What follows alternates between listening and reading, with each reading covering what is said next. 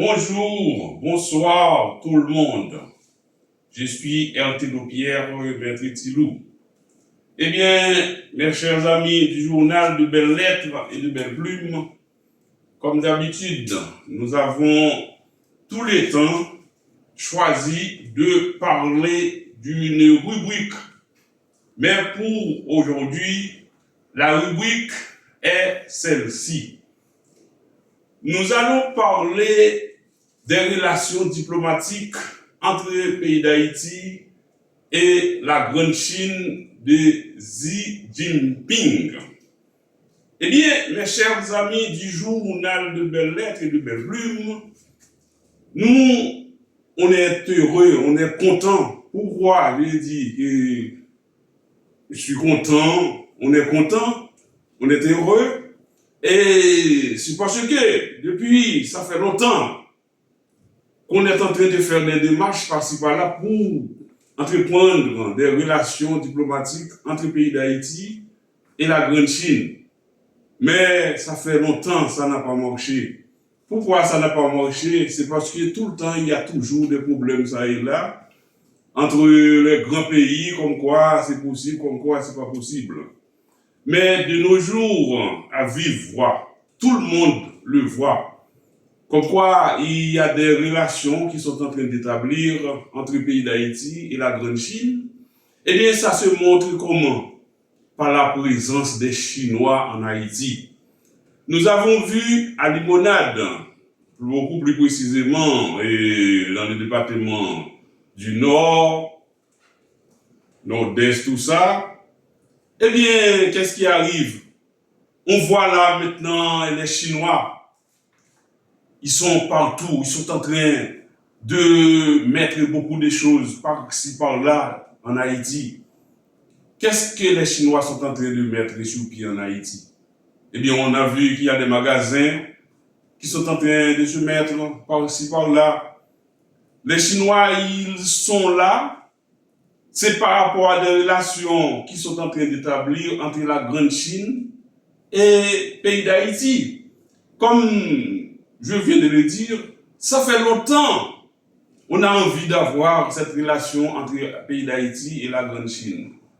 Mais jusqu'à présent, c'est pas encore fini. Mais cependant, par les démonstrations, c'est-à-dire que par rapport aux Chinois qui sont en train d'investir en Haïti, ça et là, eh bien, ça démontre vraiment qu'on va avoir des relations vraiment diplomatiques avec le pays, la Chine, par rapport au développement socio-économique, politique et culturel durable d'Haïti.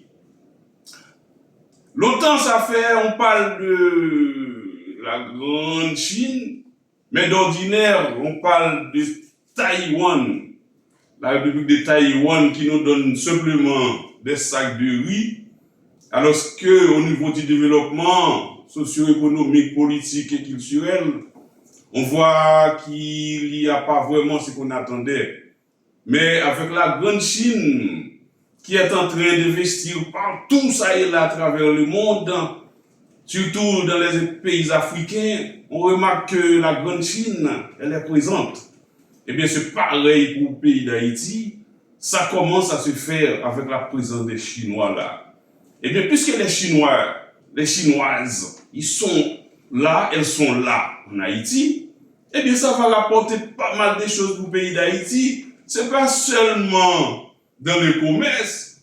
Eh bien, les Chinois, ils vont vraiment investir dans les logements, dans les écoles, dans les infrastructures, dans les énergies, dans tout, on pourrait dire.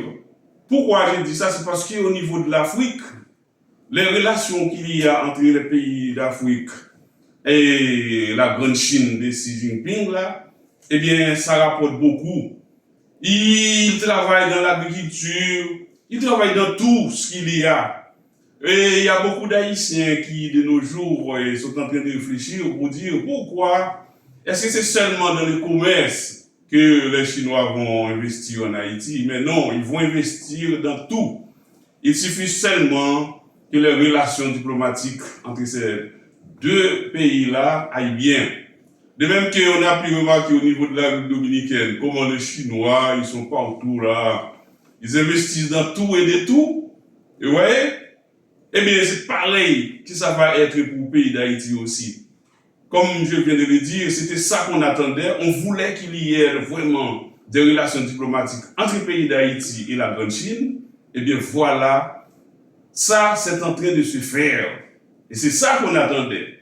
Et c'est sûr que, et on sait qu'il y a beaucoup de grandes nations qui vont pas être trop contentes de tout ça, mais quand même, et comme ils ont dit, par rapport au développement d'un pays, quand c'est le moment qui arrive pour que ça se développe, le développement va se faire facilement. Ça va continuer vraiment comme peut-être beaucoup de gens n'auraient même pas imaginé. Eh bien, c'est ça. C'est pour ça, de nos jours, on dit, et c'était pareil. Quand il y avait les mouvements là pour faire rentrer les Haïtiens aux États-Unis, eh bien, il y avait beaucoup de gens qui faisaient beaucoup d'efforts pour pouvoir avoir la chance d'être aux États-Unis. Et beaucoup, ils ont la chance d'être aux États-Unis, même si de nos jours aussi, ça devient un petit peu un cauchemar. Mais en fait, il y en a beaucoup qui sont là-bas, parce qu'il y en a des gens qui ne pensaient même pas à y être. Ah ben, ils sont là. Et bien, de même que pour l'arrivée des Chinois en Haïti, beaucoup de gens sont en train de réfléchir beaucoup par rapport à l'installation des magasins chinois là. Eh bien, ça va être pareil. Ça va commencer petit à petit et puis après, ça va être partout ça et là en Haïti. Ouais, dans les départements, dans les communes, même dans les coins, les sections rurales, tout ça. Il va y avoir des magasins chinois, il va y avoir des trucs chinois partout ça et là. Et c'est ça qu'on voulait avoir. Et c'est ça qui va être une sorte de mouvement déclencheur pour le pays d'Haïti. Et c'est ce mouvement-là qui va permettre à beaucoup de gens d'avoir un travail, d'avoir un boulot. Mais nous, ce qu'on attend, c'est que l'on puisse ouvrir l'aéroport international Maïgaté, Toussaint Louverture de Port-au-Prince pour que tout le monde puisse évacuer leurs activités sans problème. Voilà. Et c'est ça qu'il faut. Et on veut aussi que les jeunes là puissent comprendre. Et il faut qu'il y ait des mouvements qui se fassent pour que normalement les routes puissent s'ouvrir pour que tout le monde puisse passer sans problème. On ne peut pas faire le commerce sans avoir les routes. Eh bien déjà, avec l'installation de magasins chinois en Haïti, eh bien, une fois on a fait l'ouverture des routes, eh bien ça va valoriser sur le plan géopolitique, géostratégique, sur le plan, on dirait, philosophique, culturel, tout ça, qu'on va vraiment trouver les moyens qu'il fallait pour développer le pays d'Haïti dans tout le sens qu'il fallait.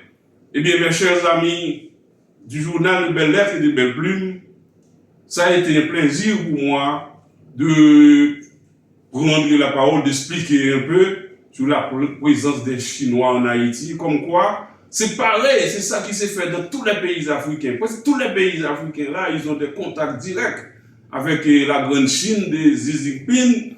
Et le gouvernement de Xi Jinping, ce gouvernement-là a investi beaucoup de milliards et des milliards de dollars dans le développement des pays africains. Et bien c'est ça, nous, au niveau d'Haïti, on attend là. C'est pour ça, nous demandons à tout le monde d'encourager les Chinois. D'encourager les Chinois dans tout ce qu'ils sont en train de faire en Haïti, de prendre contact avec eux, juste pour faire ce qu'on appelle la décentralisation des affaires sur le plan socio-économique, politique et culturel, partout ça y est là en Haïti. Eh bien, je vous dis une fois de plus, merci, et on est content encore pour la présence des Chinois en Haïti. C'était Thilo Pierre, Maître Thilo. Tenez bon tout le monde. Ciao!